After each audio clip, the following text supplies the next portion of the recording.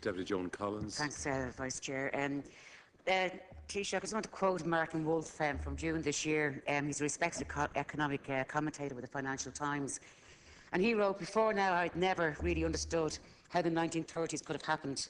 Now I do. All one needs are fragile economies, a rigid monetary regime, intense debate over what must be done, widespread belief that suffering is good, myopic politicians, an inability to cooperate and failure to stay ahead of events."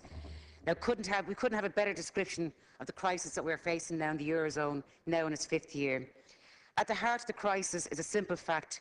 We don't know if the Eurozone's most powerful economy, Germany, is really prepared to do whatever is necessary to save the euro. We don't know if they are prepared to take the risk of pushing Greece out. We don't know if they regard Ireland as a special case, because we don't know what special means.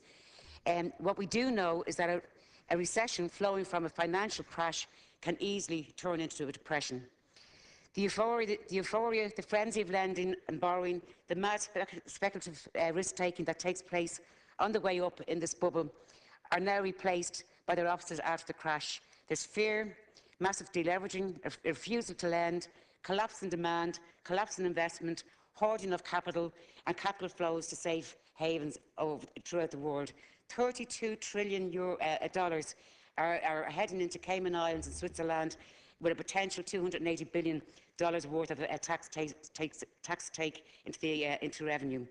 The depression is to increase the only way to contain such depression is to increase state spending, to offset private sector deleveraging.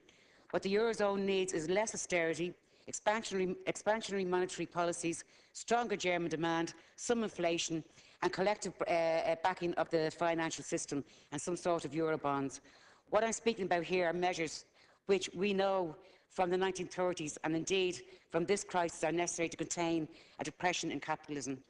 We're not even talking here of a solution to the fundamental contradictions contained within the system. But even if the measures required to limit the damage of the crisis are beyond the European elite, the Eurozone is in a journey, to my mind, of a breakup that Germany shows little will to alter unless there is a change in policy direction, a change in tact, a change in targeting what needs to be done. That's the creation of jobs. You made a point in your conversation with Chancellor Merkel. She registered a very genuine appreciation of the steps of the Irish people are taken to turn our economic situation around. The IMF says austerity is not working. So we're talking about crashing our economy in relation to that, and our full support for our efforts to get back to the markets. At what cost? At the cost to our citizens. I've made this point already in the Dáil here. We've been cut to the bone. You are now chasing after the marrow, and the marrow is probably just not there. We cannot take any more. We have to make statements and go to Euro and say we cannot pay this debt. It has to go. Thank you, Deputy.